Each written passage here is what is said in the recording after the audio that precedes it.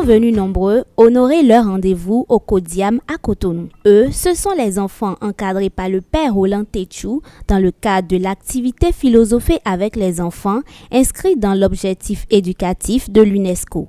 Elle est initiée dans le but d'éveiller les enfants à l'esprit critique et à la capacité de penser par eux-mêmes à travers des séances de réflexion et de discussion sur différentes thématiques. Pour le compte de cette dernière séance de l'année 2020, les échanges ont porté sur la culture, un thème jugé opportun par le père Roland Tétchou. La séance de ce soir porte sur la culture et elle est bienvenue dans la mesure où l'UNESCO, cette année, avec l'actualité de Covid, a renforcé davantage ses projets éducatifs en mettant l'accent sur les ateliers philo avec les enfants, pour que les enfants déjà dès le bas âge puissent s'habituer à l'esprit critique et aussi donc au dialogue interculturel.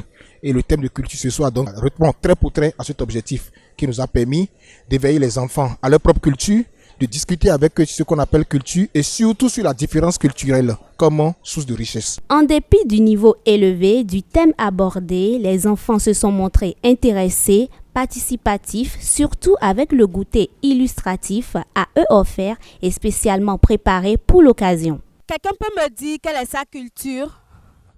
Je suis de Cotonou, je parle français. À la fin des débats, quelques-uns expriment leur compréhension de la culture, un thème abordé pour cette édition. Aujourd'hui, on a parlé de la culture. Ce qui différencie les cultures sont le comportement, la langue et l'alimentation. Le thème de ce soir a été la culture. Et de ce thème, nous avons retenu que la culture permet de s'affirmer et de s'identifier.